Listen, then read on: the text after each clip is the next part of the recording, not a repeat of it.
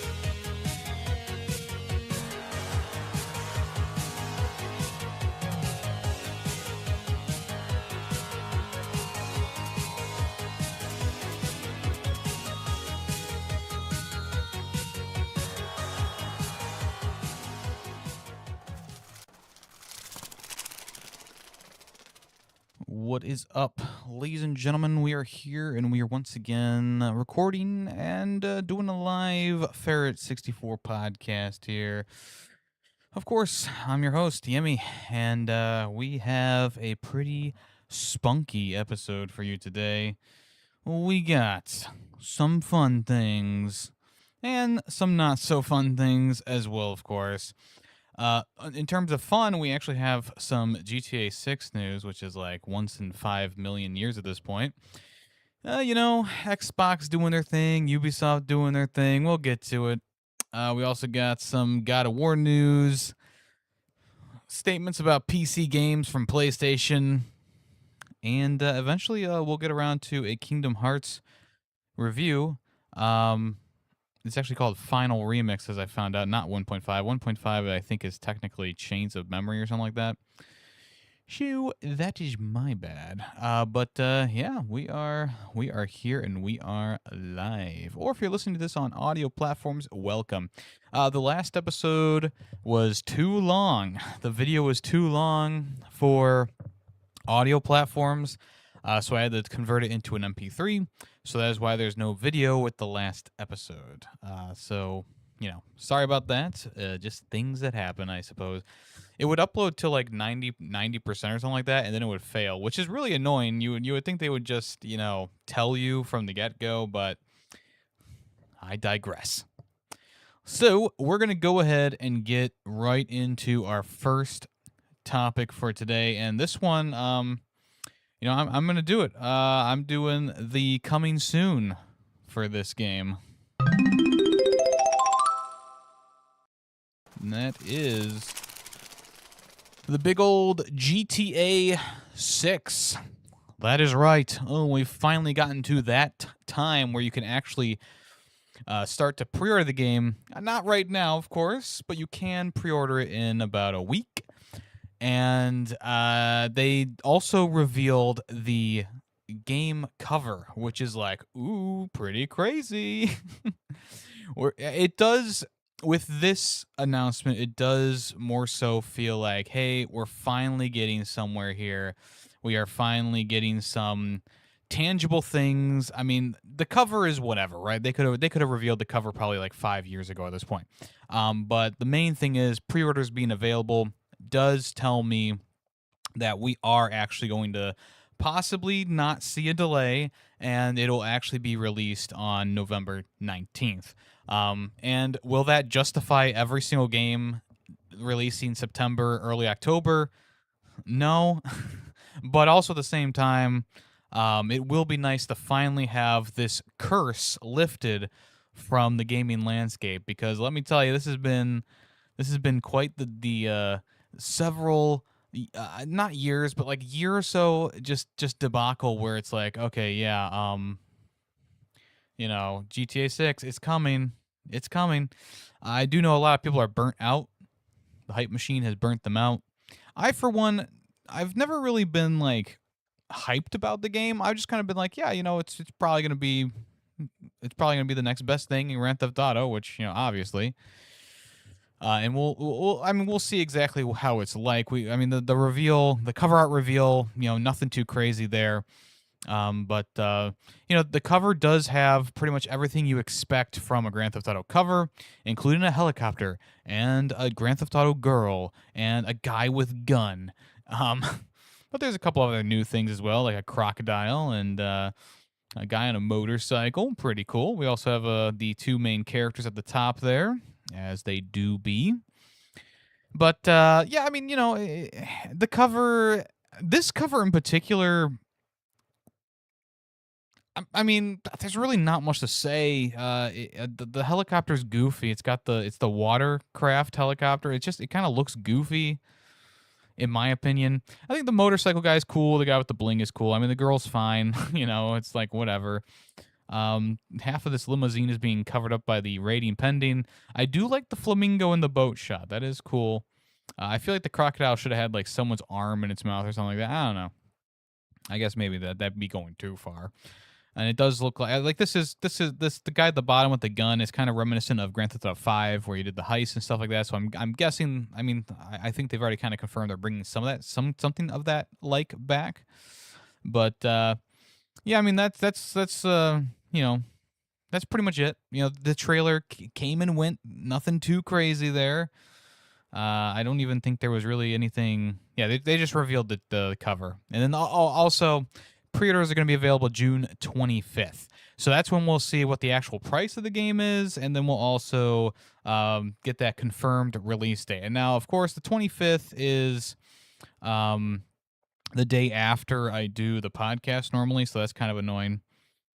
But I mean, it's a big enough thing. I mean, it's not like I need to come here and tell you guys what the fuck's going on. Like, it's Grand Theft Auto 5. It's not like I'm sitting here breaking news or anything like that. I'm not Jason Shearer. But at the end of the day, as I was saying before, it is a nice I guess in general, it's a positive thing that we are seeing this, because it just tells me that it's more likely that the game is going to come out now on the date that they said. Because I mean, it's been a while since we've had anything for Grand Theft Auto 6. Like, I think the last thing we saw was trailer number 2 or whatever that was, and it did reveal a fair amount. I keep forgetting that happens. It did reveal a fair amount, but also at the same time, you know, it was your kind of run of the mill like cutscene trailer. There wasn't like I don't think there was anything in that. If I remember correctly, I don't think there was anything in that trailer that had actual gameplay. It was just like all cutscenes, which is fine in general. Like, it's not like I'm gonna hate on that trailer for that. But also at the same time, like, we haven't had any tangible real gameplay in a while. And of course, all those cutscenes are in game. You know how they do it. They have the characters interacting in the game, so it's not like it's totally, you know, dismissal or dismissed. But at the same time, you know, it'd be nice to see a little bit of the game in working order, so we can really get a taste for what the game is going to be like. So, yeah, June 25th is the day to be able to pre-order, and we'll also see what the price tag for this son of a bitch is going to be. You know, that is the other thing too. Where people are expecting this game to be $100. And if it is $100, that would rustle my feathers. That is for sure. I still am on the side of it's probably going to be 70 or 80. And I'm leaning more towards 80 at this point, because Nintendo has now released like 2 games that are $80, and I can almost guarantee that Rockstar is going to be like, "Oh, bunny, $80? We got that." Also, they've poured so many resources into this game. It's been in development for quite some time. So long, in fact, that Grand Theft Auto 5 originally released on the PS3, and we've had like 3 versions of Grand Theft Auto 5 release at this point since then. So it's just like I think it's about time now. That's all I'm saying.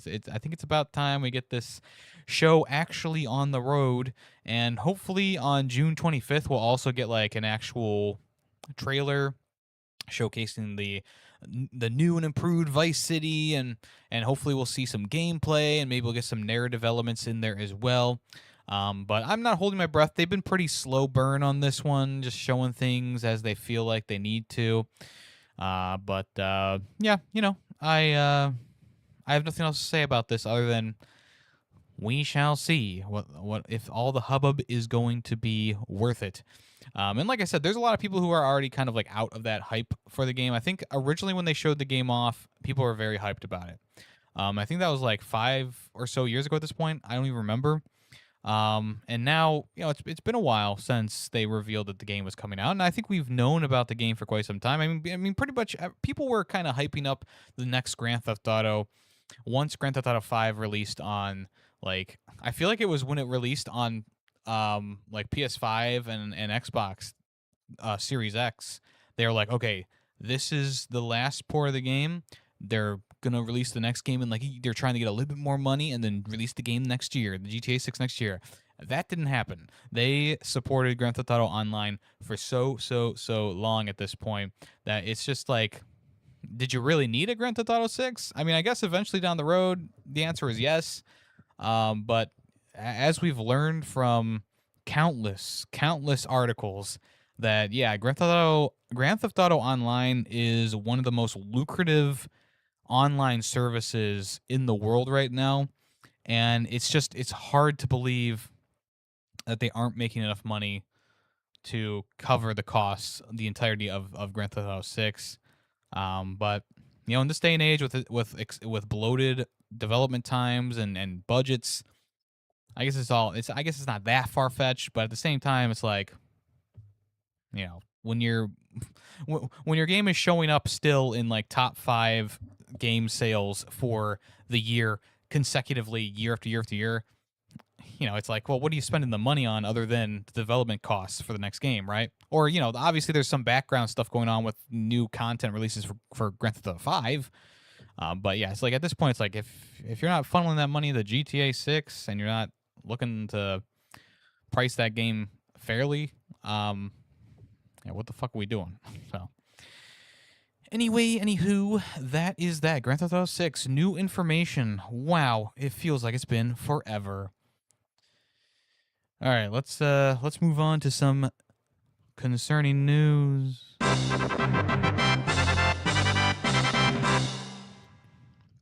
Okay, so Xbox. Yes. Jason Schreier.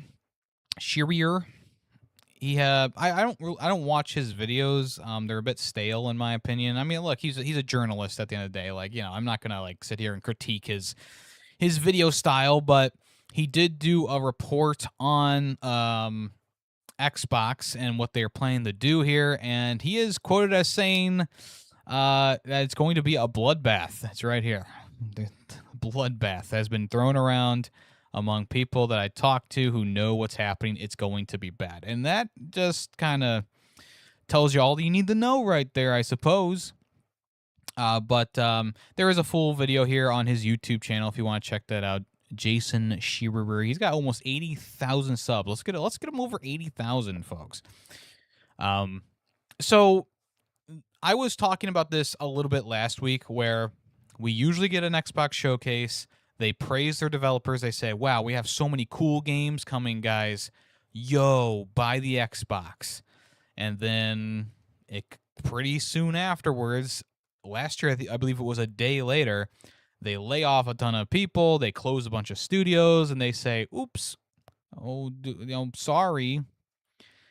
It's practically the same thing here. And now people are somewhat blaming Asha, and I just don't feel like it's appropriate to do that because of the fact that they do this every time. Almost every single time without fail, they go and they lay off a bunch of people. They close studios after their Xbox showcases.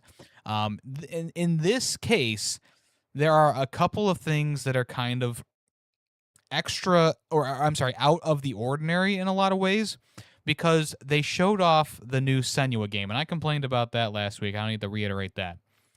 But they showed that game off, and essentially what they did is they were like, well, this new Senua game hopefully attracts some bidders to bid up the price of the studio and publish the game, or buy the studio, then publish the game, right? And that is such a scummy little tactic, in my opinion, because you show off what the studio is working on in your showcase, your Xbox showcase. You show it off. People expect that game coming to Xbox, probably going to be exclusive, right, to Xbox and PC. And then you also say, okay, is it coming to Xbox Game Pass day one? I don't remember if they showed the logo, but at this point, it's like, if it's going to be bought by another studio or another publisher, then, is it going to come to Xbox Game Pass? I don't know.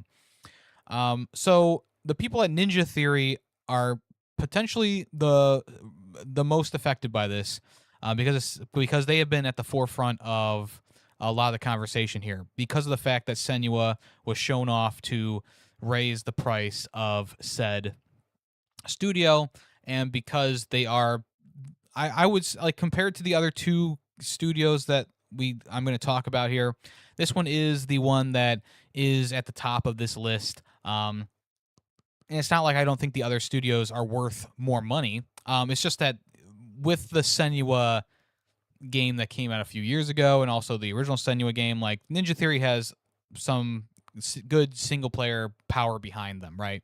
it doesn't matter what you think of the games personally. I mean, they're essentially graphical showcases, capture showcases, et cetera, et cetera. Like, they are a valuable asset. Which is crazy that Xbox doesn't want to hang on to them. They also made Bleeding Edge, if you remember that game. That was a multiplayer hero shooter that came out and went like dust in the wind. It garnered a little bit of fanfare, but it was nothing too crazy, if you don't recall. And it's so weird that Xbox had them waste their time with that, because they could have been working on anything else. And it's also crazy that I believe Bleeding Edge is like literally the only other IP that the studio has besides from Senua under their belt, which once again is a whole nother conversation about that studio. So as we know right now, Ninja Theory, Double Fine, and Compulsion Games are 3 studios that could be either shut down, laid off, or sold. And I guess there's also a 4th option of them going independent as well. That's also something that they could do. But I think it's the least likely option for at least 2 of the 3. I think Double Fine could potentially go off on their own and become an indie studio again. As for Compulsion Games and Ninja Theory, I feel like they are kind of studios that need that big publisher to push their games out and do marketing for them. Because, I mean, look, as much as I enjoyed South of Midnight, I don't know if that game would have had as much fanfare if it wasn't under the Xbox banner. And that's all I'm going to say about that. So what did Jason Schieberer say specifically about the situation? Here's an excerpt from that from PureXbox.com. He said, as I reported on Bloomberg last week, massive layoffs are coming to Xbox at the end of Microsoft's fiscal year on June 30th. And as I reported on Bloomberg this week, studios such as Compulsion, Double Fine, and Ninja Theory are currently in negotiations with Xbox to figure out what's next, because all of them are on the chopping block. And those are just the 3 that I've confirmed so far. I know that there are other studios in trouble. I know that layoffs are about to hit the entire organization in a huge way. And and then he went on to say his bloodbath line, which I think is, I mean, using the term bloodbath is pretty crazy. I mean, I don't think there have been some major layoff bundles in the past. I don't think they've ever been referred to as a bloodbath in the past, and I think that is a pretty standout way to describe what is about to happen. So remember, it was kind of like post-COVID, whatever. Xbox was like, all right, we're cutting 1,000 jobs or whatever across the board. And I believe it came out that a lot of those jobs were just like redundant jobs, or I'm not trying to defend them by any means. Don't get me wrong, but a lot of those jobs were like, play testers, stuff like that. Things that people that I guess could be laid off out of all the people, right? Once again, not defending the action at all. It sucks. What bloodbath means to me from this statement is, yeah, we're just gonna like lay off like the most people we've laid off in one go. And I mean, if they're closing down multiple studios that we don't know, that could be in the 2000s. If it truly is a bloodbath, that's what that means to me.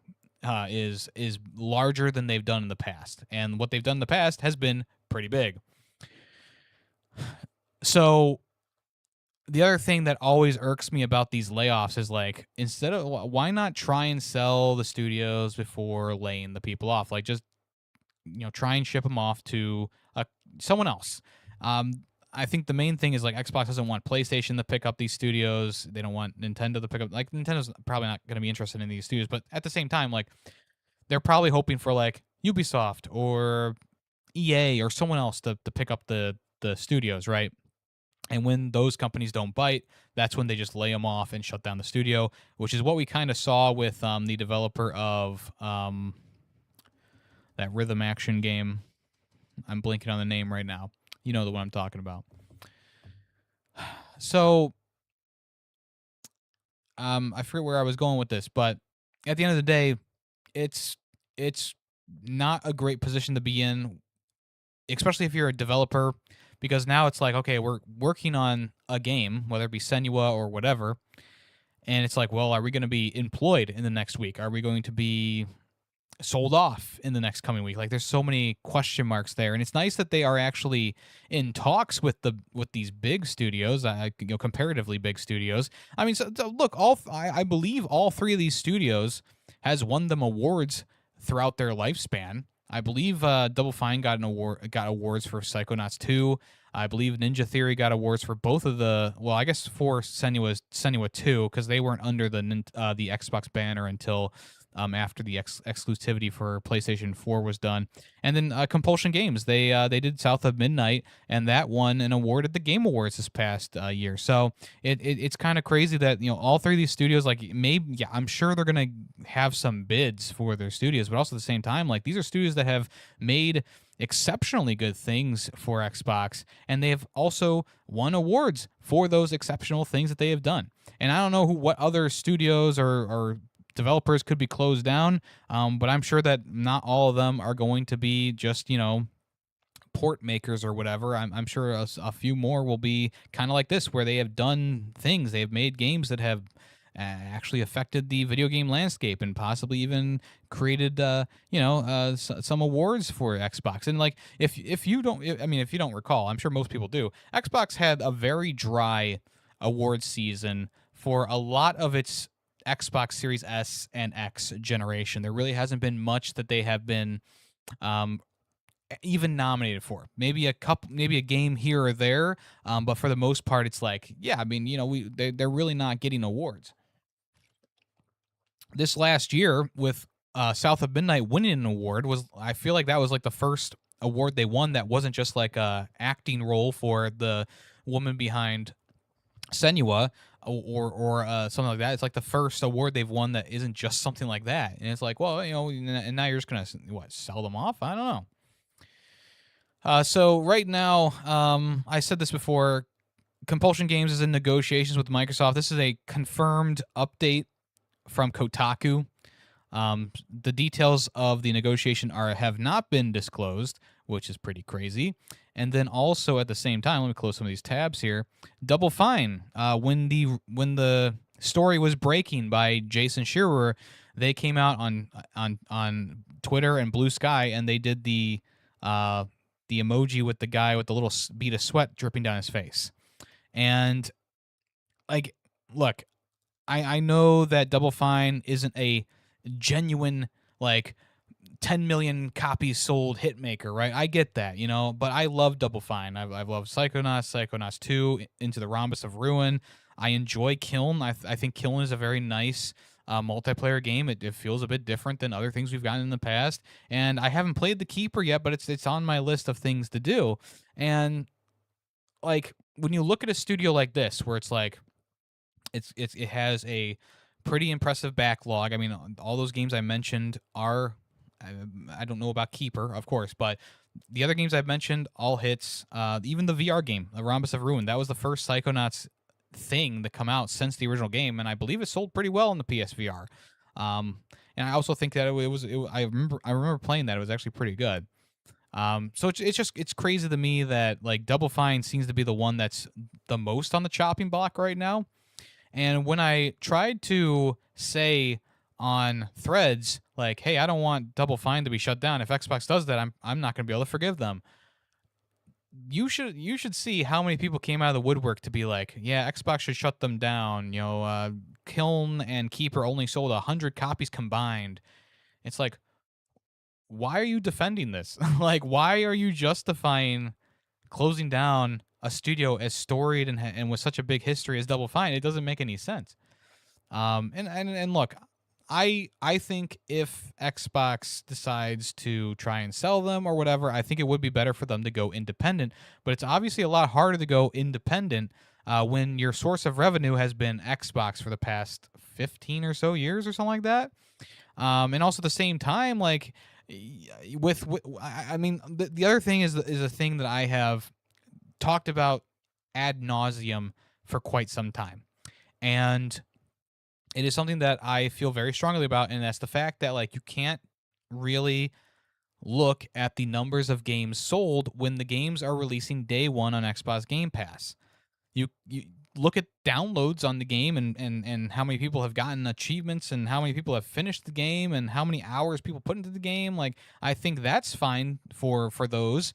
But when a game is going day one Xbox Game Pass, Xbox Studio, who's going to play the game? It's going to be the people who already own Xbox Game Pass. It's going to be the people who like the studio enough to buy a copy of the game if they're not on Xbox. But I will say this: most people who play Keeper or Kiln or whatever, they're gonna be people who are already supporting Xbox because neither of those games are going to be Xbox Game Pass sellers. You might get a few new subscriptions here or there, but for the most part, if someone's playing Keeper on Xbox Game Pass, it's because it's on Xbox Game Pass and they already own Xbox Game Pass. Um, and I just feel like that logic tracks pretty well in a lot of different ways. But who am I? Who am I? Xbox obviously knows what they're doing. They obviously, I mean, at this point, Xbox, that was sarcasm before, but I'm being serious now. Xbox knows that this is a problem. We've talked about this in the past plenty of times. Xbox knows that Xbox Game Pass does hurt their bottom line with game sales and just in general covering costs of development. When you put $400 million into a project like Gears of War E-Day, let's say, and you release it day one on Xbox Game Pass, there is a large chunk of the user base who is interested in the game and already has Xbox Game Pass. Are there going to be people who sign up for Xbox Game Pass to play Gears of War E-Day? Yes, much like I did for Forza. I joined Game Pass for a month, played through it, and I canceled it. I'm sure there will be people who do that for Gears of War E-Day. So you will get a little bit of a bump from that. But at the same time, it's only releasing on Xbox and Xbox for PC or whatever, right? So now you've limited your user base once again. And now I do agree that Xbox needs to get back to the exclusive game, right? But if you're going to keep releasing the big marquee titles like Gears of War on Game Pass, then yeah, you're going to have the same problem, and actually even more of a problem, because people who are playing on PlayStation or who own Steam or who are on a Nintendo console are not going to buy an Xbox for Gears of War E-Day. They're not going to, and maybe they'll download the Xbox app on their PC. It's probably already on there if they have a Windows. Maybe they'll do that and buy it there, but I would say you're losing a pretty large, I'm not going to try and spitball, but you're losing a pretty large amount of people um, who could have potentially bought the game or played the game. And at the end of the day, as I said, Xbox Game Pass is going to essentially lose them costs of development because you kind of hope for the game to sell well enough to cover those costs. And with Xbox Game Pass, they're already lowering the price of it to try and get people to go back onto it. Like, that's not going to help you earn more money either. And I know it's a tough place to be in because you want to make money to fund the games, but when the games don't sell as well as you're hoping because they're free essentially on this service that you're offering, it's a really hard tug of war. And of course, you're going to panic and you're going to sell everything and try and recoup the money in any way you can.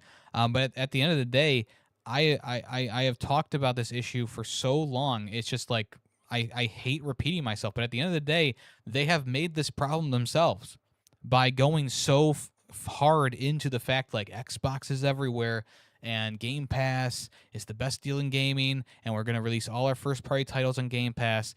I mean, they've already started to learn their lesson a little bit with the next Call of Duty game, but if they really want to learn their lesson and they want to actually make money, then you would do the same thing with Gears of War E-Day. You would do the same thing with whatever game is coming out next that is a large IP for the studio. And you're going to piss off a lot of Xbox users, definitely. But at the end of the day, I'm sure a lot of those people who are pissed off will still purchase the game in the long run. Maybe they'll unsubscribe from Game Pass because if the large games aren't going there, then what's the point, right? But it's more than likely that they're going to stay on Game Pass and they're going to buy Gears of War ED. Now, this is the this is the part where I say I like they I don't want them to do what I'm suggesting, but I'm just saying if you got to stop blaming the developers, and the first step to doing that is to essentially skim down Xbox Game Pass a bit. But that's the other thing too. Like if Kiln was not on Game Pass, would it have as big of a player base as it had or does have? And I don't know. I personally support everything Double Fine does, or the best I can, but I'm only one person, right? And there's how many subscribers on Game Pass, you're gonna have an easier time moving copies of the game, even though they're free, moving copies of the game to an already established player base on Xbox Game Pass. Because when something shows up on Game Pass and it's from a first-party Xbox studio that's under their wings, more people are going to not buy, but more people are going to play that right away rather than, wait for a sale if it's on Steam, or wait for, it to come to Game Pass eventually, something like that, right? So right now, Xbox is in this weird place where they know what the problem is, but they still don't really have a good solution that doesn't include axing thousands of employees and shutting down studios. So we'll keep an eye on this. We'll keep our fingers on the pulse. And we'll also talk about Ubisoft, because Ubisoft is doing essentially the same thing. They are seeking out buyers for studios. And of course, if they don't find buyers, they're going to shut down these studios. So reports are coming in from various sources that they are shutting down their Winnipeg and Belgrade studios, and then they're going to restructure the Barcelona unit to focus on Rainbow Six. And as many as 380 jobs could be lost if the developers don't sell. There are also internal changes to the company's global publishing unit, which will see a reduction in roles right across the company. This is supposedly supposed to save them about $230 million, which is just great. I don't have as much to say about the Ubisoft one. I don't know. It's Ubisoft games aren't really my cup of tea anymore.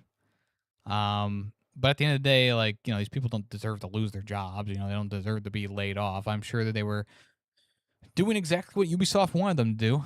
But the numbers aren't there, I suppose. Yeah, I don't really have anything else to say about that. If you want to know, Belgrade made The Crew 2 and Riders Republic, where they helped contribute on those two projects. The Winnipeg studio was developing proprietary technologies for various studios to use, like Anvil and Snowdrop engines. So that seems pretty important. I don't know about you. So both of these two studios aren't even working on games per se. One is making game engines that other studios can use, and one is a support group. They are supporting these other projects. I don't know. At this point, it just gets so mind-numbingly stupid. The CEO of the companies make millions of dollars, but they can't take a pay cut to keep open a couple studios. minus 10 from your paycheck, you could still live a life of fucking luxury, and you could also save the jobs of 300 employees. It's that meme where the guy's sweating and deciding what button to press. Fire 380 employees or take a slight pay cut to save the jobs. And he's like, I don't know what to do.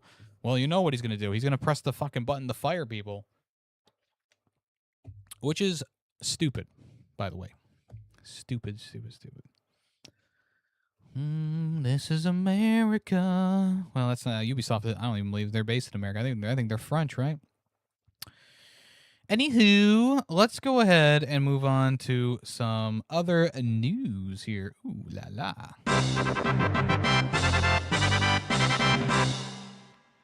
All right, so we're going to talk about some God of War Laufey. And this will also include Greedy's topic suggestion that he posted a couple weeks ago here. And I was just waiting for something else, God of War Laufey, to come up to talk about it.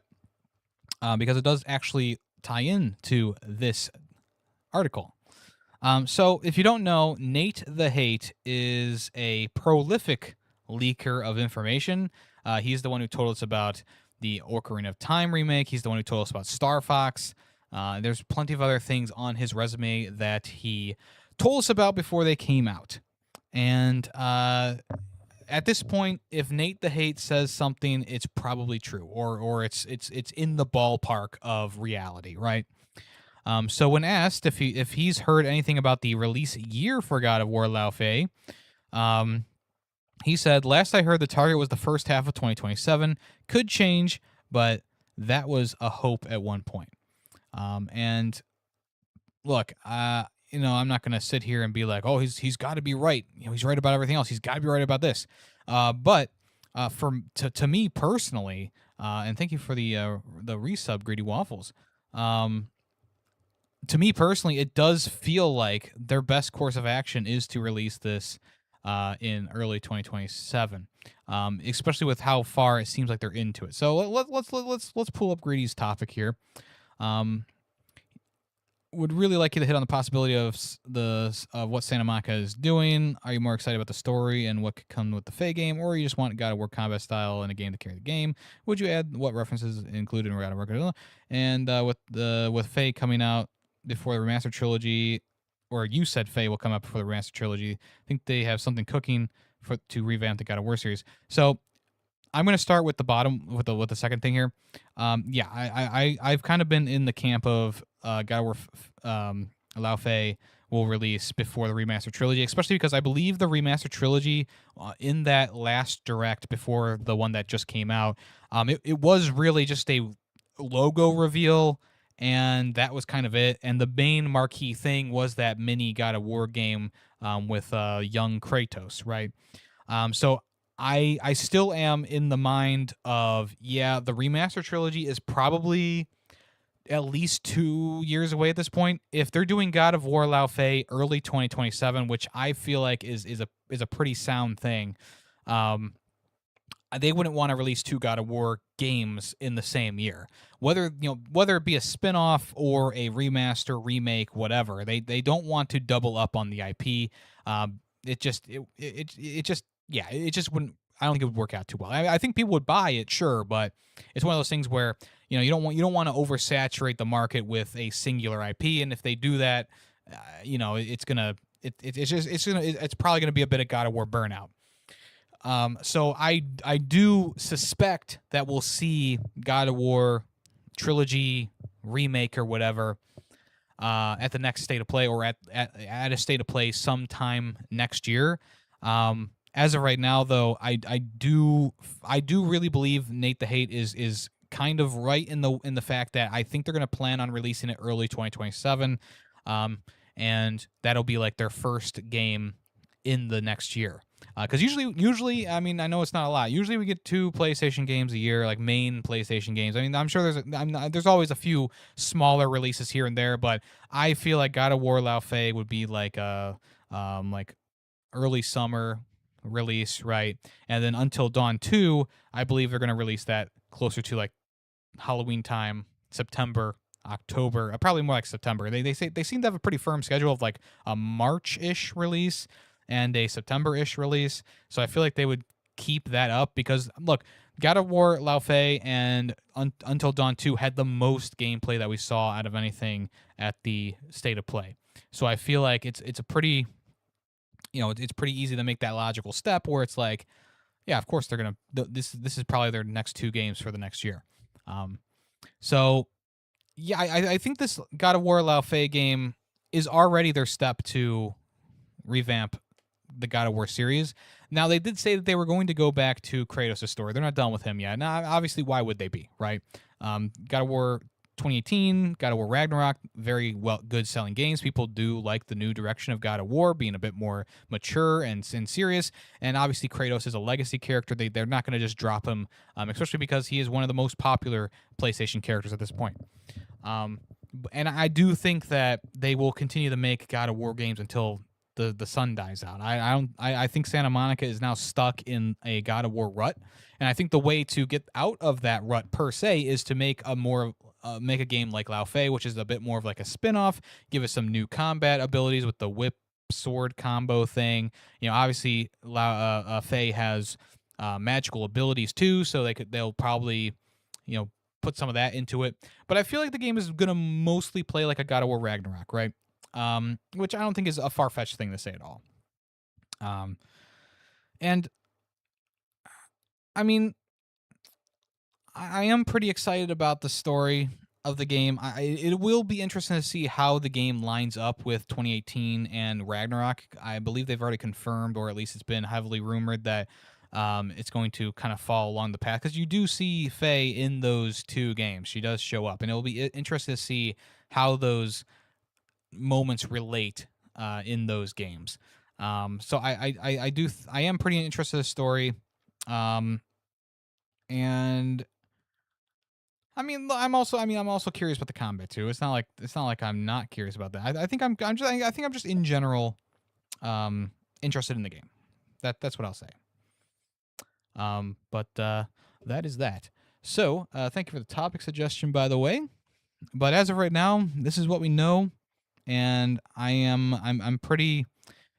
I would say I'm like 90% confident in what Nate the Hate is saying, and he has been pretty on point for mostly everything in the video game landscape, leak wise, for better or worse, obviously. And I would not be surprised if the next state of play that comes out, which is probably going to be later in the year, I wouldn't be surprised if they were like, and God of War Lao Fei is coming out March 20th, 2027, or something like that, right? And then maybe they would show actual gameplay of the God of War remake if they're far enough in development. And I don't feel like they will be far enough in development by the time the next state of play comes out, because I believe they, just the logo reveal for God of War trilogy remake, I feel like that's pretty early development if they're only doing that. But since they showed the entire first, 30, 40 minutes of God of War Lao Fei, yeah, I feel like that one has to be close enough to completion that they are going to release it within the next couple months here. Well, not couple months, but like half a year to a little bit over that. So that is that. We'll also see if they show off that intergalactic game at the next state of play as well. People were clowning on Sony because they didn't show the game, and it's like, I get why you're not happy that they didn't show the game, but also at the same time, they literally just showed like a CG trailer last time they showed it off, right? I think there was like a little bit of gameplay like right at the end, but for the most part, it was a pretty big trailer.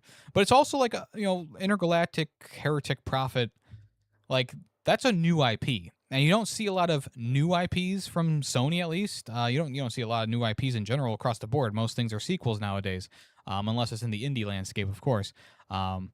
So it will be interesting to see more about that game, and it's not like I'm not interested in that game, but at the same time, I like to be present. What's going on now, and right now is what we see, which is God of War Lao Fei, and yeah, that's gonna probably be the next big game from Sony. Boom, bada bing. In more Sony news, I won't play the jingle. Sony has finally talked or made a statement about the PC cancellations. And I think the translated post on Push Square here is going to pretty much tell you all you need to know here. But this is CEO Hideki Nishino, and this was in a Famitsu interview, and he said, platform selection has always been determined based on the characteristics of each individual title. If releasing a game on PC allows us to maximize the value of that game's experience, we will continue to consider it. I feel like he's talking about multiplayer games in that aspect. I really do. Because a lot of the multiplayer games that have come from Sony, Helldivers 2 and Marathon, have sold better because they have players on PC as well. He continues to say, as our primary policy at present, for first-party single-player games, we intend to further refine and enhance the unique value of the gameplay experience that can be delivered on PlayStation. On the other hand, for live service games, we believe it is important to enable as many people as possible to play through online multiplayer. And so we will continue to regard releases on both PS5 and PC as the basic approach. Regardless of which platform a title is released on, our decisions will be guided by the principle that players should receive the best possible experience, one that maximizes the strengths of that particular game. So, like I said, it's pretty much what you expect, and it's also what we all expected as well. I don't think this is groundbreaking by any means, but it is interesting that they're they are sort of shunning PC from the single player experiences, which is something that I am a bit surprised about. I don't think it's a bad idea to release the single player games like Spider-Man or God of War or Horizon a year later on PC, 6 months later on PC. Like, I don't think it's that big of a deal. I really don't. Um, and I would say the same thing for Xbox. Release Gears of War a year later. Release, whatever, Senua a year later on PC. Like, I don't think that's too big. Essentially, you make the sale on PlayStation, and you already have that incentive of like, oh, it's a year out before someone on PC could play it, so they're more likely to not wait, especially if the game gets good reviews, and they'll either already have a PlayStation 5, so they'll just buy it on PlayStation 5, or maybe they'll buy a PlayStation, which is least likely, of course.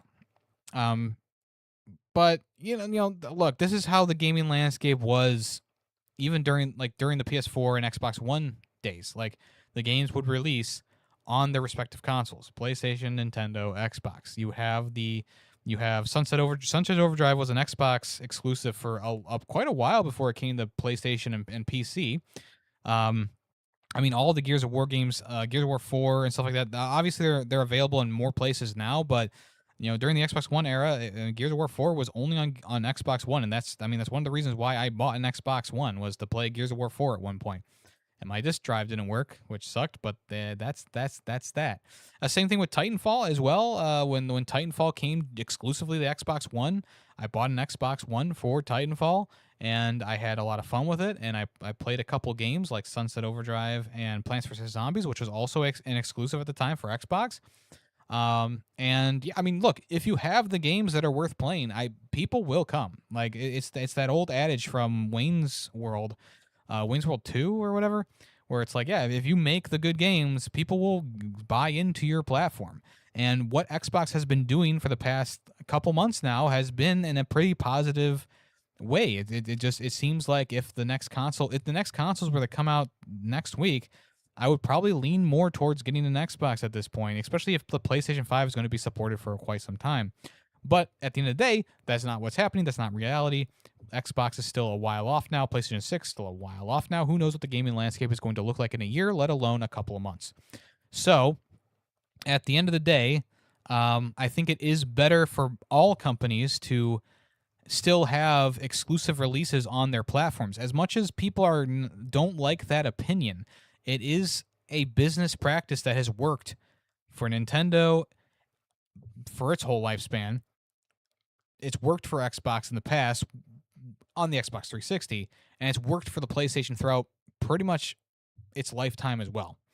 Xbox is the only one where the logic doesn't track, because the Xbox One, even though it did sell decently well, all things considered, it did have that initial dump where people just chose PlayStation in hordes because what Xbox One was doing when it first released was not to anyone's liking. But like I said, once Xbox started getting the games that you want to play, like Titanfall and Gears of War and Halo, people are going to be more likely buying the console.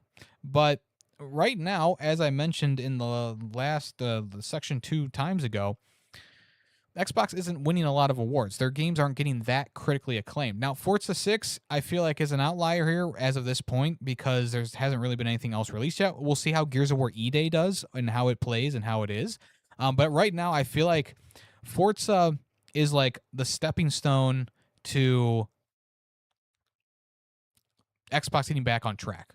Because I feel like even though Xbox has put out some good games like South of Midnight and stuff like that beforehand, Forza is like the first one that I feel like a lot of people got behind. It got really good reviews. I feel like it'll be nominated for a couple of awards at the Game Awards, which is more than you can say for a lot of the games that have come from Xbox in the past. That being said, they still have a major problem with their Game Pass system, but that has already been covered. You're more excited for Clockwork Revolution? You're so excited that you don't know the name. Yeah, that's going to be a console exclusive as well. I believe, like, once again, I think it's also coming to Xbox app on PC, but yeah, I mean, look, like I said, I think exclusive games are good. In this day and age, though, it's hard to do that because of the fact that there's so many people with PCs out there. So many people are gaming on PCs nowadays. They don't want to be held back by a console that is already going to be outdated within a year or so, right? Which look, I'm not going to blame you for building a PC and complaining that you don't get all the games, but also at the same time, like Nintendo. They've been exclusive like almost their entire lives, minus like a couple of moments here and there where they shared Mario on like the CDI and PC. They had a couple. They had a couple of like learning games on PC, right? Like I feel like they've been pretty consistent. Like yeah, Mario is our guy. He's on our platform. Zelda is on our platform. Animal Crossing is on our platform. And other than like ports of the game that have been illegally done, they've kept true to that. Minus the mobile stuff, I guess too. But that's another topic entirely. Anyway, but that is what Sony's tactics are. Nothing too crazy there. Nothing too outlandish. That is that. I guess I have one more piece of PlayStation news, so I won't do the jingle again. But Call of Duty Black Ops 1 and 2 are going to be getting official ports on the PlayStation 5. And this is kind of weird. It's not like Black Ops 8. Is it 8 at this point? 8 is coming out this year. It's Modern Warfare. And it's almost like Black Ops 7 didn't sell as well, so they're like, okay, we have to make some money back here somehow. And re-releasing these two highly regarded Call of Duty games, I feel like we'll do that. But also at the same time, yes, these are official ports, by the way. They're being done by Iron Galaxy, in partnership with Treyarch. This is an official post here. But the thing is, it's only a PS5 version, which means that the people playing on Xbox who are using backwards compatibility to play the games are not getting a new version of the game, meaning that all the hacked lobbies, all the hacked game files and stuff like that, you can't fix that. It's still going to be on the Xbox 360 version and the PS3 version, of course. It's just a little bit funny to me that they're releasing Black Ops 1 and 2. They're re-releasing these games with multiplayer, with zombies, and single player on the PlayStation. These are new versions of the games, technically. They're not going to be tied to the PS3 version. Why wouldn't you do that for Xbox as well? That's all I'm saying. And if someone does have the game on Xbox, you could essentially give them the game for free if they have a copy of the game already. I feel like that's pretty fair, in my opinion. But these are coming sometime in July to PlayStation. We'll see if they decide to add like a Steam, a Nintendo, and an Xbox, Series X and S version. I feel like they should at this point. It would only make more money. But this could also be because of the problem that is with the PlayStation 3 version of the game, which is when you try to log into the servers, it essentially freezes your console. It locks up your console, and that is a problem on Black Ops 2. Not so much Black Ops 1, but Black Ops 2. When you try to connect to those online servers, it just immediately freezes the game, as we found out when I was streaming it like last year, right? So that might be why they are doing this. They're releasing the games because those PS3 versions are so broken, and they're not going to go back and fix those versions. And also at the same time, they can make a ton more money because Black Ops 1 and 2 are, like I said, two of the most highly regarded games in the Call of Duty series, next to the original Modern Warfare 2 and like Call of Duty 4. Like those are like the big 4 games of the Call of Duty series, and you can slide in any number of other games after that for number 5. I feel like Call of Duty 2 would be next, I guess, if you're talking about games in the Call of Duty world that are in high acclaim. That's besides the point. Oh, World at War, not Call of Duty 2. World at War, that would be a better option. Does this mean we're going to be getting more ports of Call of Duty games on modern platforms like the PS5, like Call of Duty 2 or World at War or whatever? I don't know. I don't think so. But we'll have to wait and see, right? We'll have to wait and see. The classic line there from Yumi the Ferret. So that is that. That is that. Black Ops 1 and 2 coming to PlayStation sometime in July, and they are technically new versions of the game, and they will be playable, unlike the original version of Black Ops 2. All right, let's go ahead and jump into something that's been... Actually, two things that have been delayed. And yes, I'm still using the coming soon for this because technically they are still coming soon. But two games have been delayed out of their original brackets. One of them is Valor Mortis, which is the first-person Souls-like action game based on the Napoleonic Wars, if I'm saying that right. This one originally was going to release on September 24th. Which was a very busy day already. It's actually even more busy now because now there is a Garfield game releasing on the same day, on the 24th. There's a Garfield game now. And then also in the ballpark, there's another game announced, The Grinch Saves Christmas or something like the Grinch 2 Christmas is Saved or whatever it's called. That's also releasing in September or something like that. So the games just keep piling on, right? Like it's almost like November doesn't even exist for most companies, which is pretty fucking crazy. But if this game had released on the same day as Hot Wheels, Control Resonant, Silent Hill, and then of course before that Onimusha is like a day before that, it would have definitely been buried under the entirety of that release slate. I feel like out of the games that are coming out, I feel like most people are going to be interested in Control the most, and then Onimusha right under that, Silent Hill after that, and then Hot Wheels, which is unfortunate because the Hot Wheels games are actually kind of good. I mean, I'm not even joking about that. Hot Wheels games kind of slap. So the game is going to release in October now, on October 13th, and they released a statement on their social media. They said, "Greetings, soldiers. September has become absolutely stocked with incredible-looking games. We knew this was a possibility, but when you're in a partner showcase as we were, dates get locked weeks in advance. We want to give Valor Mortis and your wallet some room to breathe. Therefore, we've decided to move our release date to October 13th.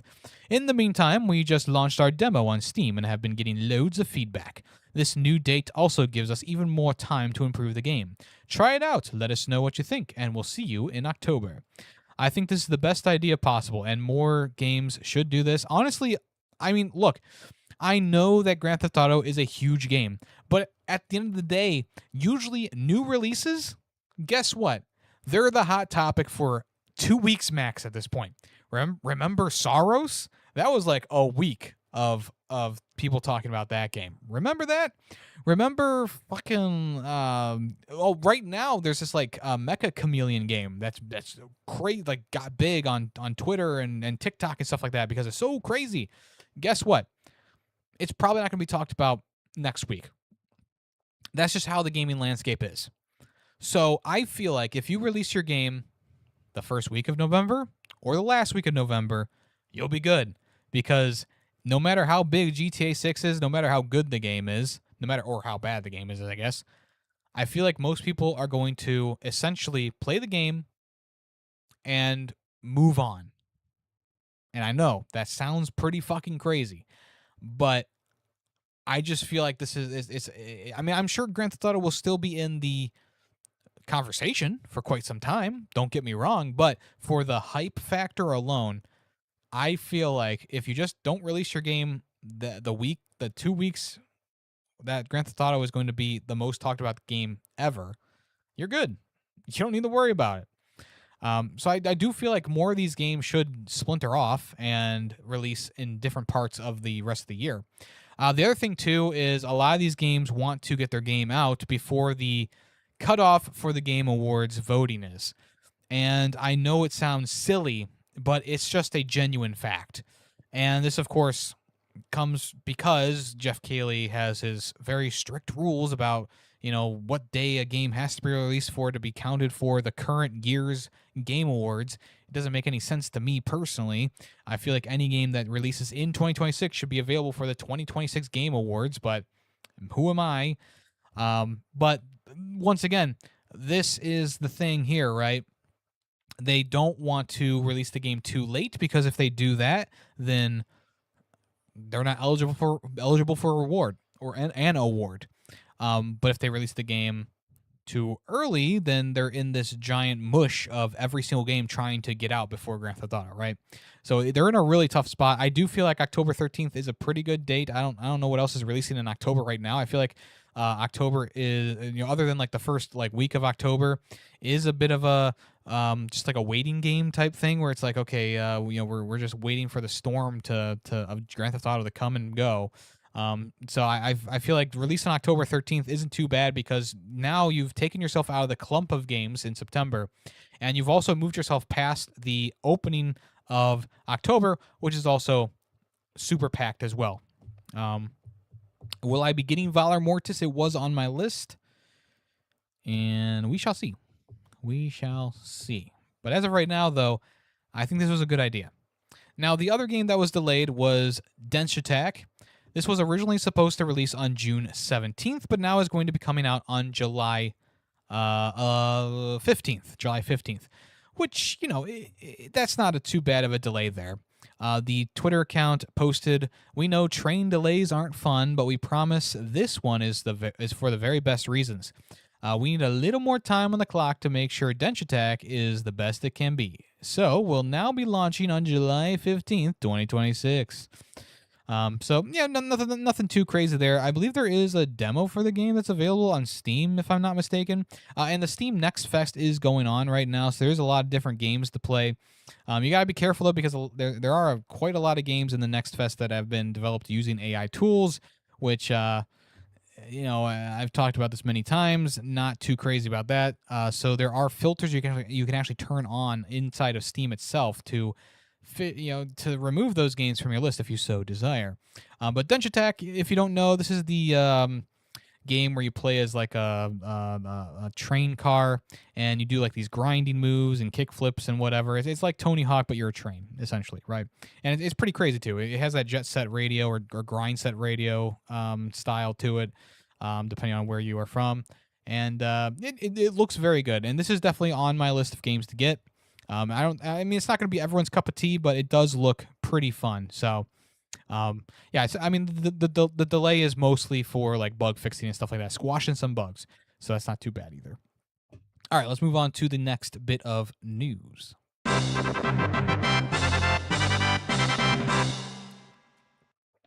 Okay, so this was a game that I had totally forgotten about. It seemed interesting, but it was one of those things that they showed at like a state of play like a year ago, and yeah, I just wasn't willing to spend money on it, and that's just the sad truth there.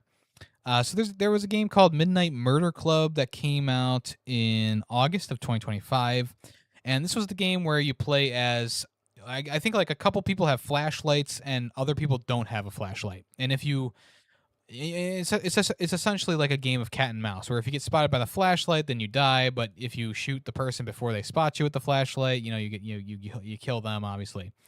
And I had totally forgotten this game came out. Honestly, I mean, after the state of play, I don't think it was really pushed that hard, if I remember. And I obviously don't, so it must not have been pushed very hard. The nice thing, though, there is a silver lining here. Even though we're getting the last update for the game, there is a silver lining that they're planning on keeping the game available to play for Steam and PlayStation for as long as it needs to be. And on Twitter, they said, "We are rolling out the last planned update for Midnight Murder Club. This is a patch for PC players that occasionally affected controller rumble functionality." Also, they added on, "The Manor's door will stay open for both new guests and seasoned players." Like, I don't know what that means. "We'll come back to fix anything in the future that prevents people from playing the way they can today. There's a dedicated room code channel in our Discord you can use to find other players." So that's the nice thing here. The nice thing is that they're keeping the game playable. They're not just shutting it down. And I mean, it's obviously probably costing them a bit of money to keep the servers running. But at the end of the day, this is a pretty big win for people who support initiatives like Stop Killing Games. Instead of taking this game offline and just letting it go back into the ether whence it came, they're actually allowing the game to stay up and be buyable on multiple storefronts. So that is a nice thing. but also at the same time, this might be the most publicity that this game has gotten in quite a while, which is sad to say. It had that big boom when it first came out with the state of play, and this was the second boom because once again, I don't even remember this game coming out. I don't really remember the showcase that it was in. Um, it's just unfortunate because I feel like it's a fun idea. It's a neat little idea. But at the same time, like, yeah, yeah, the gaming landscape kind of moved on and didn't really bat an eye at this one. So there you go. That is a Midnight Murder Club. All right, we got some more news.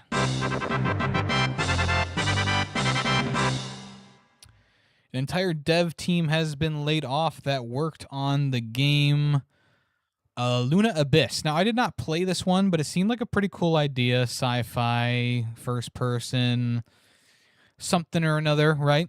It actually got pretty good reviews, very positive reviews on Steam and stuff like that, which is cool to see. But the dev team came out and said, unfortunately, as of yesterday, the entire team has been made redundant, a decision that was completely outside of our control. As a result, the entire team are available for work as of today. The team are an incredibly talented senior bunch of developers, independent spirit mixed with a AAA class dedication to quality. Specialists in Unreal Engine and absolute pros at delivering high-quality, award-winning, optimized projects to vision. I am so proud of what we were able to achieve with Luna Abyss for such a small team in a genre that is incredibly difficult to hit a good review scoring. If you don't know, this was 19 developers working on this game. If you look at the screenshots and watch some gameplay, it is a very impressive looking game. And for a team of 19 people, I mean, it's impressive. It's impressive work. Do they deserve to be let go? No, obviously not. May 21st, this game came out, which is a month ago? Not even? That's pretty freaking crazy, right? Yeah, I mean, I like look, a lot of companies, like the publisher behind this game, Quayle. No, not Quayle. Who published this one? Quayle was the developer. Well, I don't know. Well, I guess the CEO just decided like it was already a failure. Also, don't forget, it came to Xbox Game Pass day one as well. And as I've already said, Xbox Game Pass, expect to not sell as many copies as you are expecting, because if people have Xbox Game Pass, they're going to play the game on Xbox Game Pass. You sold the right to distribute the game on Xbox Game Pass day one, which is a good revenue bump, but it's not going to cover the amount of sales you might have had. And honestly, with a game like this, with Luna Abyss, it does take a little bit of word of mouth for a game to find its audience, right? And if enough people enjoy the game, they will essentially promote your game for free. They will tell people, "Hey, that Luna Abyss game. If you haven't heard of Luna Abyss, go play that game. It's a bullet hell first person sci-fi shooter, and it's really cool, right?" People will eventually go and buy the game. But the problem is, once again, you have these lofty goals of like selling 1 million units in the first month of an obscure new IP indie game, and it's just not going to happen unless you have something like Balatro or Among Us or whatever, right? I mean, obviously, Among Us took a little bit longer to gestate, aka COVID times.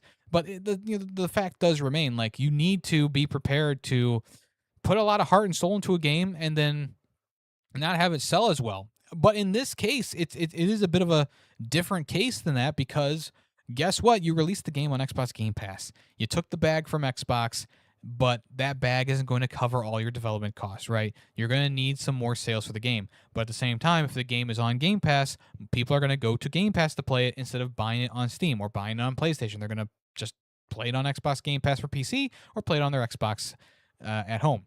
And even then, with the game being free to, with no extra cost on Game Pass, a lot of people might not even still play the game because a lot of people are just looking for a AAA experience. They're not looking for an indie game, or a lot of people see the gameplay and they go, yeah, I'm not really interested in that. Also, there could be a bit of burnout for this style of game because guess what? This is very similar to what Saros is, and Saros came out only about a month ago. So once again, you released your game into a slot that had a very similar game from a AAA company like Sony. I think a lot of people are going to pass on this one because they would rather play the big IP Sony game rather than the new IP indie game, which is sad to say, but it's just facts. It is just facts. I still don't believe that the studio should have been shut down so quickly. I still don't believe that all these people should be looking for new jobs. I feel like they should still have jobs.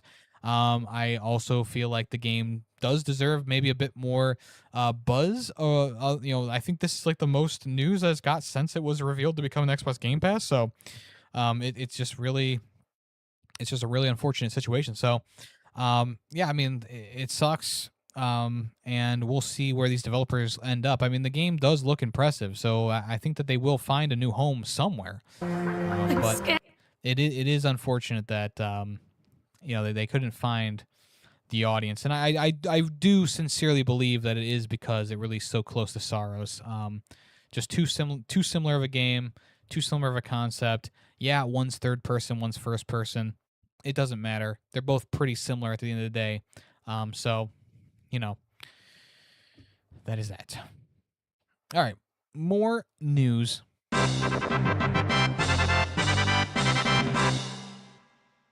right, so Dispatch has released its HR Violations DLC pack. This is a free DLC pack that adds back some of the risque things on the Switch version of the game. This is a Switch exclusive DLC. Now, maybe they'll add it to the other consoles as a bit of a gag. I don't know. But at the end of the day, a lot of people were very disappointed that Dispatch had so much of its charm censored. Look, it's a rated M game for a reason. It's got nudity, it's got cuss words, it's got all this stuff.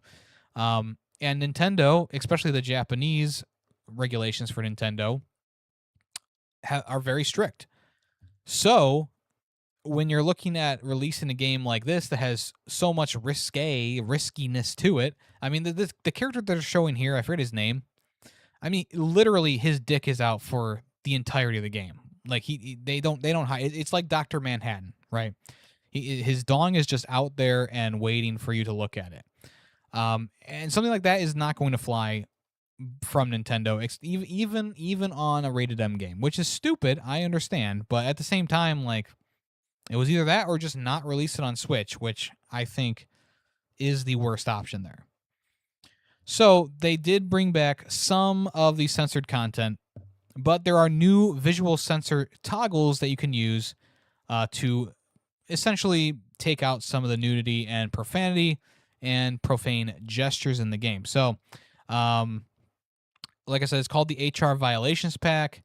This is a free download for people who own the game on Nintendo Switch 1 or 2.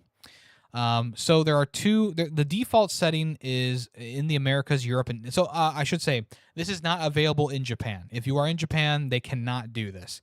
But if you're in the Americas, Europe, or Australia, there is a partial censorship that you can apply, where you'll still see breasts, butts, and obscene gestures, but not genitals or Invisigal's dream audio.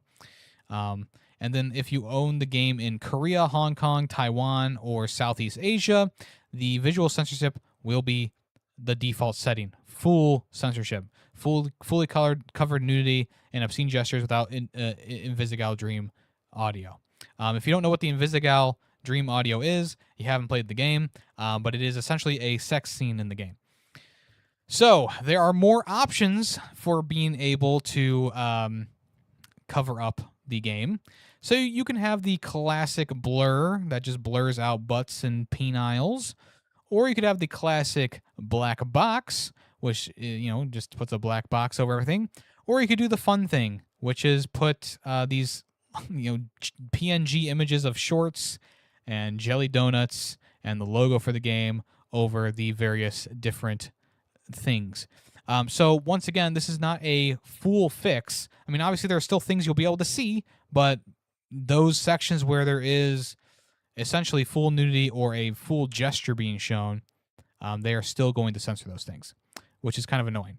I do think that this is funny, PNG Jelly Donut over the Jelly Donut villain's butt. I do think that's funny, and for ways to censor a game, that is fun. But at the end of the day, I mean, if you're buying this game on Switch, you're hoping to get the full experience, and this is not the full experience. This game was definitely designed to be more crass and crude, and just much like Watchmen or The Boys, or insert more mature superhero thing here. Like, they definitely wanted to go that route with it, and I do feel like some of that artistic intent is lost when you have to censor middle fingers and stuff like that. Things that would be normal any other place. So this is only on Nintendo. Once again, this is only on Switch. So if you are debating on getting the game on Switch, I would say, like, no, stick with any other platform at this point, because even though this is funny, the little shorts on over his ding dong, the artistic intent is lost, and also, like, it's just weird. It looks weird. Anywho, let's move on to some games that are coming soon.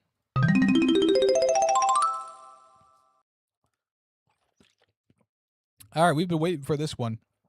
Stuntman Hollywood had some gameplay shown off. It looks like some sort of embargo was lifted for gameplay. There are a couple of different platforms that uploaded videos, and creators as well. Obviously, it's a lot to sift through, and I do think that the gameplay in general looks really good, and I'm very excited for this game. The one thing that at least these videos aren't showing is the classic Stuntman like experience point system. If you don't know, in Stuntman Ignition, they took away the specific, like there were still director's directions for the scenes, but you could be more free flowing with your movements and chain things together. It's a very fun part of the game where there are still specific things you need to do, but you also want to make sure that you chain together these various things to keep your multiplier up and stuff like that. And it could possibly be that all this footage, they decide to go of a more cinematic approach and turn those things off, which is what I'm hoping, like the audio cues and the stuff like that. That's what I would hope. But unfortunately, I don't feel like that's reality. And I say unfortunately because one of the things that I love most about the Stuntman games is, like, you really do feel like you're driving this car in an action movie, right? And you got to do it perfectly to get the take and the different camera angles and stuff like that. And not having those types of things in the game, I feel like is a little bit detrimental, mostly because if you take those things out of the game, then it just kind of turns into a bit of an obstacle course type situation, which you could do in Forza or Burnout or Need for Speed or something like that, right? It definitely loses a bit of that uniqueness if it does not have those things in it. Now, maybe with the next group of trailers or next group of previews, they'll have that stuff turned on, and it's not going to be looking as cinematic. Maybe they're just showing off the graphics, or they're showing off the handling of the vehicles, or they're trying to make it look as cinematic as possible. I don't know, but at the end of the day, it is still something that I feel like, I feel like we need these things, especially because you got these big IPs, you've got multiple movies that they've already shown off of you doing things inside of them. Like, I feel like it would be missing something if we did not get those director's cues. So we'll wait to see more gameplay, of course. But as of right now, I mean, the gameplay is looking solid. Like, I don't think there's anything wrong with the gameplay in general. I think it looks good. Looks like there's a little bit of weight to the cars. Looks like there's some really cool set pieces that you drive through, pun intended. And the coolest part is of course the stuff for the specific IPs, like not Need for Speed, Fast and Furious, and the fucking Mad Max and stuff like that. Like, all that stuff is really cool to see in action. And this video is very chopped up because there's like people talking. But at the end of the day, I think it still looks very good. This is still a day one pickup for me, and we'll see if the game will actually come out soon, or if they're gonna wait for it to release it until next year. I do feel like if they're going to release this game, they should probably do it as soon as possible. And that's not just me being like a fan of, um, you know, Stuntman. That's also me saying, like, if you release the game now, right now, there's like nothing other than Star Fox coming out right now. This would be a sweet spot. July and August, sweet spot, right? Release this game, get some notoriety because you're the only game releasing in this time frame, and then boom, bada bing, you miss the big hurdle of September, and you also miss the big release of Grand Theft Auto. But at the same time, I don't know what they're going to do. They are showing a lot of gameplay off, which is good. It means that the game is practically there, ready to go. But also, I mean, it's also logical that they would want to wait until next year after the big buzz is done, right? So we'll wait and see. We will wait and see. Also, coming soon, Hellraiser Revival is coming out in October, October 8th, the first week of October, which is another one of those sweet spots. Not really sweet spots, but busy times of the month. We have the end of September, beginning of October. They're just piling on all these games. If you don't know what this game is, I can't watch the ad unless I'm on YouTube, so let me pull that up. Yes, I understand this is a very brutal fucking thing. So essentially, they described it here. You're playing as, or you will have a person play as Clive Baker. No, this is a part of the Clive Baker series. The main character is Aiden, who is using a mysterious puzzle box and the powers that it bestows to help his girlfriend escape a hellish labyrinth, all while under the watchful eye of Pinhead. I want to be Dirty Dan. So it's a co-op game, right? I don't believe, but it doesn't make it sound like an asymmetrical horror game. It could be more of like a one person using that puzzle box and the other person going through the gauntlet. But maybe I've misread the situation. Maybe it isn't something like that. Yeah, I mean this game does look pretty gruesome. If you're a fan of Hellraiser, it might be one that you'll want to check out, because it does seem like it's pretty true to the Hellraiser lore. Now, I don't exactly know a lot about Hellraiser. All I know is that I could probably trip this guy and smash his face with my foot and he would die. But don't tell Kenobi I said that, because he got really offended when I said that before. But yeah, that's coming October 8th. I believe it's coming across multiple platforms. And it does seem to be, I mean, it does seem to be pretty interesting. And we'll see how it does. You know, a lot of these classic horror icons are getting games. And this is just another one, Hellraiser. So, yeah, that is that. It might be in the description of the video. Good call. Let's see. Oops. There is no description. No description. Whoops. I do like hashtag Pinhead. That's funny. Okay. That is all the news that I have for today. Let's go ahead and move on to some reviews. Yes. Okie dokie. So, let me switch over to the full screen because there is nothing going on. Oops. Technical difficulties. My apologies. So, I did it, folks. I beat Kingdom Hearts Final Remix this past week. It's not called 1.5 as what I've been calling it, because that's what the name of it is on the box of the game. But technically, it's called Final Remix because it's the re-release of the original game with extra content added on to it as well. And yes, that is fine. I am fine with that.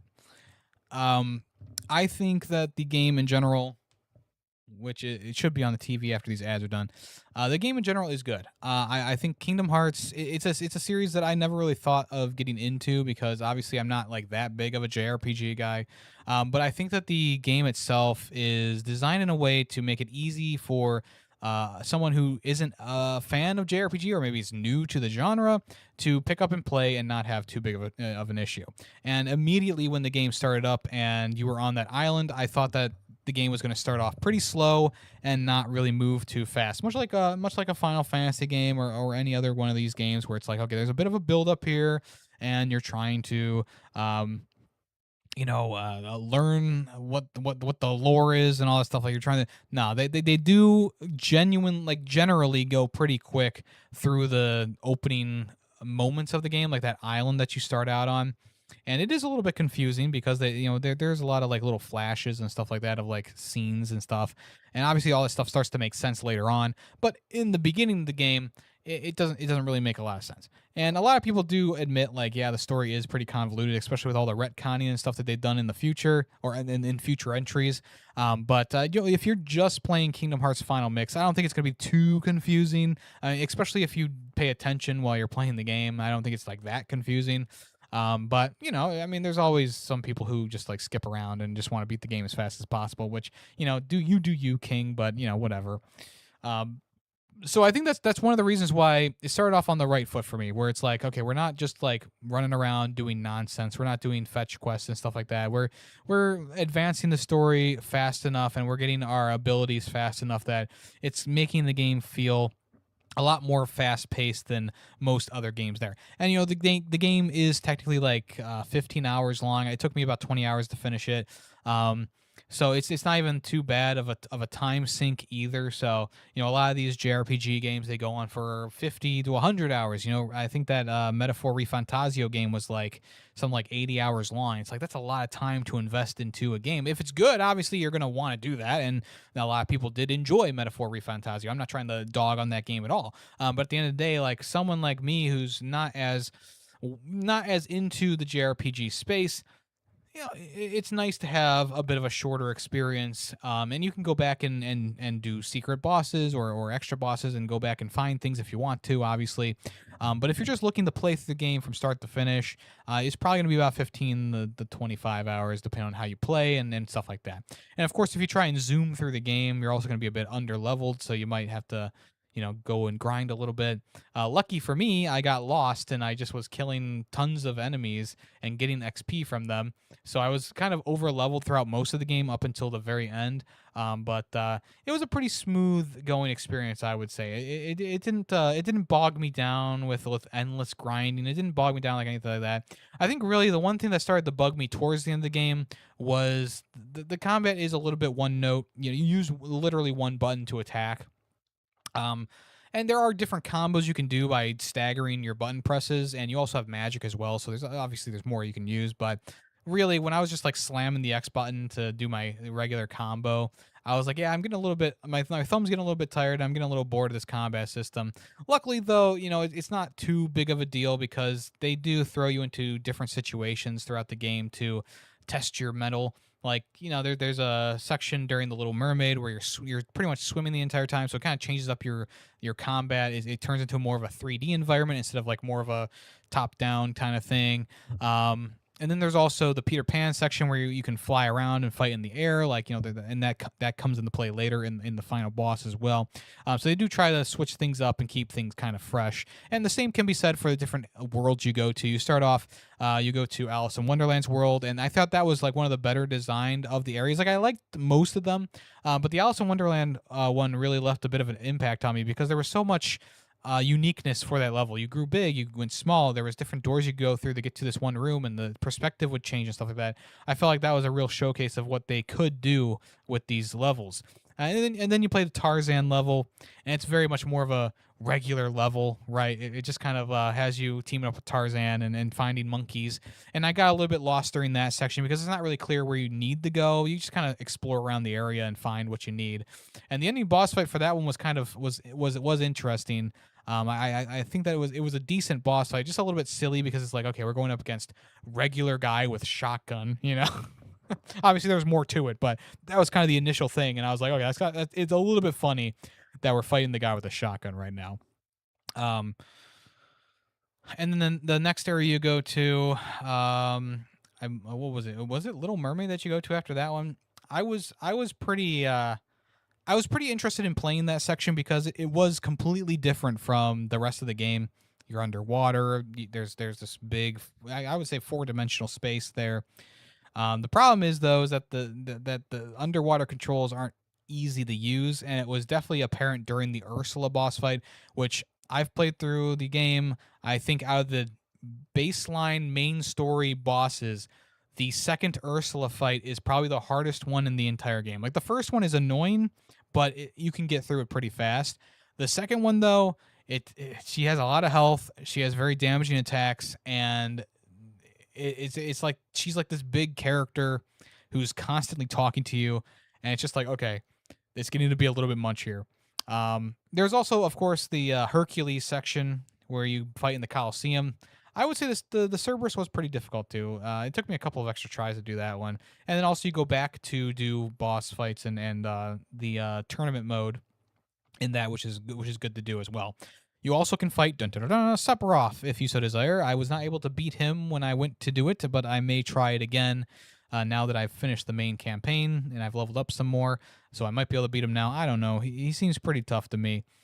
The other areas in the game include Aladdin area, which is actually before the Little Mermaid. That one was also a bit more of a regular area, but it did have a pretty cool section where you went underground into the cave where you find the genie's lamp. I thought that was kind of fun. A little bit of a puzzle to solve or a maze to go through there. Yeah, I would say that most of the areas were generally pretty good, like pretty fun to go through. Maybe minus the last area, the last world, which is like obviously it's going to be more difficult, but I kept falling off the map and having to run back through the entire area because on the last area you essentially climb up to the castle, and once you enter the castle you start climbing up the levels of the castle, of course, right?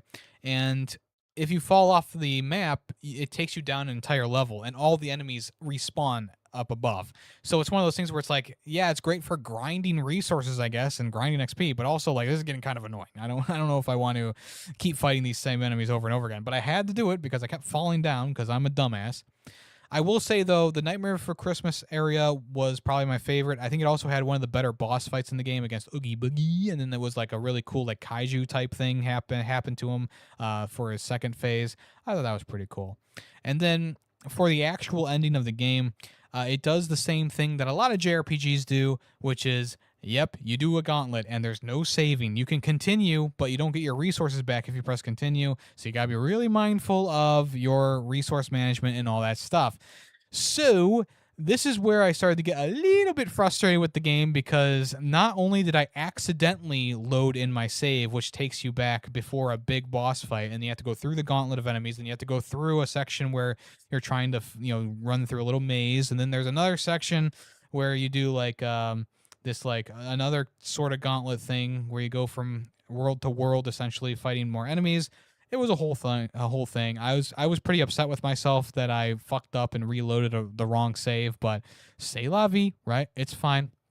But this section was pretty brutal because there was a gauntlet of enemies you needed to defeat after you fight the boss, which was like the demon from Sword in the Stone. And essentially, you go into this room, and it's like this. It's a pretty decently sized area. You fight a boss that you fought before, and then you fight several waves of enemies afterwards. What happened? It was a pretty tough room to fight. I died a couple of times or had to restart a couple of times, but there was one time during one of my best playthroughs that I accidentally jumped out of the doorway to go back to the save point, or not the save point, but the last room I was in. And because I did that, when I went back in, I had to restart the whole thing. And I was pretty distraught at that point. And that's when I accidentally loaded in my save that was before the last boss fight, and I got even more frustrated. So I took the rest of the day off, and I came back to it, and then I beat it the next time around. But it was one of those moments where I was like, this is really annoying. Why can't we just get a save point after the boss fight? It doesn't make a lot of sense. They did the same thing with the ending gauntlet of a boss fight that is the final boss for this game, where you start out fighting like his normal form, then you fight him in a more powerful state, then you fight him again in like a giant state, and then you get transported to the darkness and you fight him as like a giant floating spaceship, and you have to fight his first form, which is pretty fucking difficult if you ask me, where he's firing lasers at you and swinging a sword at you the whole time. It was a bear to get through. Luckily though, after that you start fighting some normal enemies, you take out parts of the ship, and then you fight them one last time with your allies. So it's like, okay, we're fine with that. And And then once you do that, I believe there's like one more boss fight after that that you go through, and then yeah, then the game essentially ends there, and you end the game lost in this like liminal space essentially. And that's where Chain of Memories picks up. And I already started playing a little bit of Chain of Memories. It's a lot different from Kingdom Hearts because it's a card battler. I've heard that the Game Boy version of the game is better, but essentially on this collection is the remastered version where it's in 3D and blah blah blah. So far, the game has been genuinely fine. I haven't really gotten too far in it yet, but it is a unique premise with a card battling system while still being a third-person action game. Still kind of an interesting premise, at least. But that's besides the point. I thought Kingdom Hearts 1 Final Remix was good. I don't know if it's one of my favorite games of all time, but it was definitely good. I definitely enjoyed my time with it. There's a lot of division around which game is the best in the series. I think a lot of people flip-flop between Kingdom Hearts 1 and 2. From what I've seen online, just from people discussing it, three seems to be out of the conversation entirely for whatever reason. But I suppose I'll learn that when I get to it. But I am planning on giving each of the games their fair chance to have me play through them. But if I'm not liking Chain of Memories, I probably will just fast forward to Kingdom Hearts 2. But at the end of the day, I thought it was very much worthwhile playing Kingdom Hearts. I think it holds up pretty well, especially if you're not really like a JRPG super fan. Like, you can still enjoy this game by just playing it as a regular action game. I don't think there's any problem with that at all. Also, if you're a Disney fan, it has plenty of Disney magic for you. And if you're a Final Fantasy fan, I believe that this is the one game that has the most Final Fantasy references in it. And after that, it kind of starts to go away from that stuff. But hey, look, if you're a fan of Final Fantasy, it has all the characters from Final Fantasy VII in there, and I think also there's a character from 8 as well. I don't know it well enough, but yeah, that's pretty cool too. Like, if you're a fan of both of these things, and the worlds you visit are like the greatest hits at that point of what Disney had did or done. And I believe in the second game I believe they expanded on a couple of the areas you already went to, and then they also added some new stuff as well. And then Toy Story 3, Kingdom Hearts 3 was the first time they added in a Pixar game, which was Toy Story 3. I believe. Don't quote me on that. I'm still pretty new to all this stuff. But yeah, at the bottom line is, I felt like Kingdom Hearts 1 still very much worth playing, still enjoyable. Lots of fun to be had. I wish Donald and Goofy were my mates in every single JRPG. It would probably ease a lot of my suffering. But at the end of the day, I ended up giving it a 4 out of 5. I thought it was really good.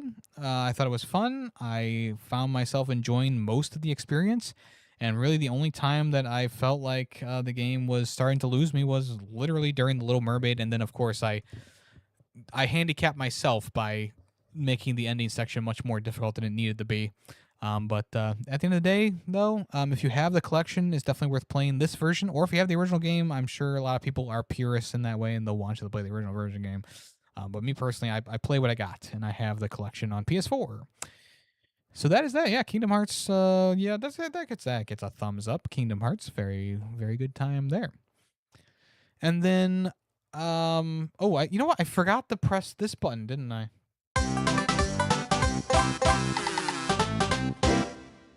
Actually, at this point, I don't even know if I forgot to. I don't know. I think I did forget because the coming soon popped up, and I just started talking about Kingdom Hearts. So whatever. I also played Messenger, which was a game that was released as a browser game in 2025. This is a very short experience, so I'm not going to talk about it for too long. And with it being a browser game, it is pretty unique in a lot of ways, because when you think about browser games, you think about those old school Flash games and stuff like that. Very basic, very rudimentary, but very interesting and sometimes very violent. One of my favorite Flash games is the bow and arrow one, where you're trying to shoot the guy with the bow and arrow, and they try to shoot you back. That was always one of my favorites. But this game, it is very much just a open world adventure game, essentially. It's a round little planet that it has a city, it has a forest, or like kind of like a mountainous area, and it also has like a factory, and it has a little river, and it has everything that you would need in a massive open world just condensed into like a little ball. And the cool thing is that it doesn't really give you a lot of direction. You make your character, you join the world, and you just kind of go up and talk to people. And when they have something you need, they want you to deliver. You're a messenger, of course. You go out into the world and you find it. And it's not really that difficult to find who you need to look for because the areas are so small, or the area is so small. And it has some genuine charm to it. It has some fun characters. It has a nice design to the game in general. It has like this really cool like cell shaded almost look to it, which I thought was very nice. It was very fitting. The music was nice and calming. And the cool thing too is like if you're playing the game in your browser, other people are also playing the game at the same time, so you can run into other people. There's emotes you can use and stuff like that. I feel like the game is getting some mainstream like talking about it, right? But it's not enough to like have like a 10 people on the map. Like I think there was 2 people on the same map as me, which is good for a game that's 2 years old at this, or a year and a half old at this point. But you know, with it being a browser game, with it kind of releasing with no fanfare, with it kind of just getting a little bit of buzz here and there because of the fact that it is a pretty unique concept. Yeah, I mean, I understand it not being packed full to the brim of people wanting to play the game. But at the end of the day, I mean, this one was a pretty chill experience. I actually had quite a fun time with this game. It only lasted about 30 minutes, but it was a good time. I feel like, you know, if you decide to play it, I think you're gonna have a decent time with it at least. I don't think it's gonna be anything that's gonna blow your mind, but I do think that it is a pretty interesting concept. I think if they expand on it a little bit, maybe make the world a little bit bigger, they could fully flesh it out into a full game. But as it stands, it is more of like a showcase, a technical showcase at the end of the day. But it does have a lot of charm and a lot of love put into it. And once again, it's just crazy that this is a browser game. You know, compared to what I played when I was a kid, I never would have imagined something like this. So yeah, pretty cool game. I do give it a thumbs up, but I would probably give it like a 3.5 out of 5. Like it's nothing too crazy that's gonna blow your socks off. It's short. You know, what it is, it's good. So I think it's more of a 3.5 type scenario, but also at the same time, like I feel like that is also a bit of a high score just by what it is, right? But yeah, I think I'll settle on like a 3.5 there. I'll probably flip flop between those for a little bit. But you know, once again, like it's more of like just a experience to be had. You know, it's not like something that needs to be heavily critiqued or anything like that. It's like it's just a laid back, deliver some mail, have some fun doing it, right? Have some little goofy scenario here and there, have a goofy dialogue here and there, and then move on with your day, and you know, do what you want to do with the rest of your day, right?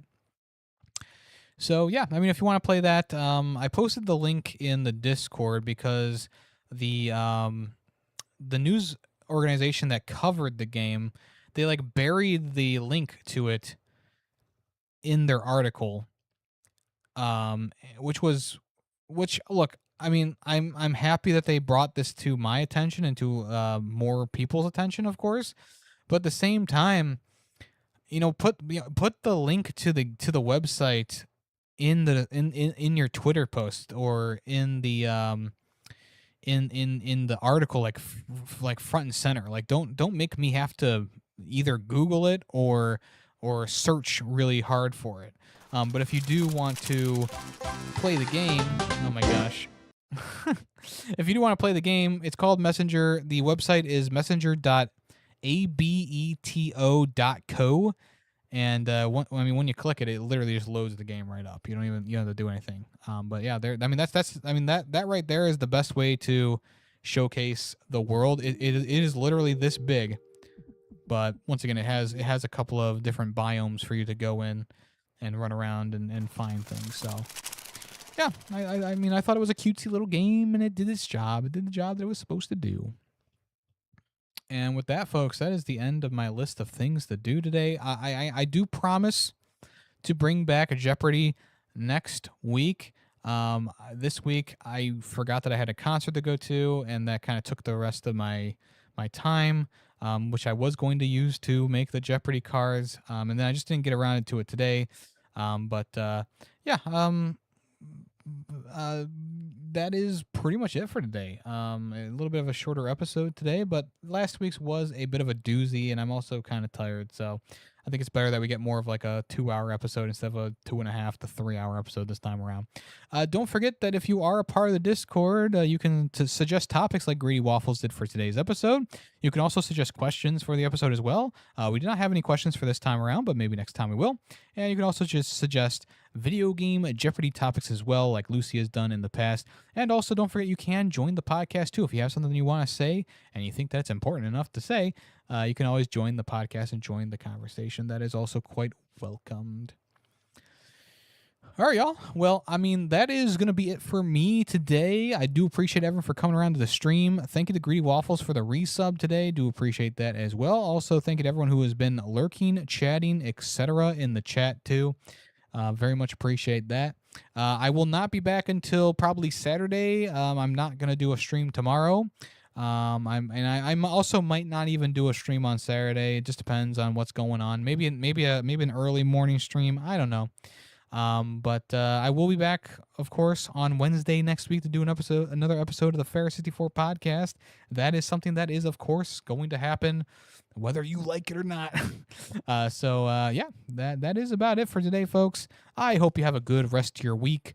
Tomorrow is Friday, so congratulations, you made it, King. And I'll talk at you guys next time, either on here or in the Discord. So long.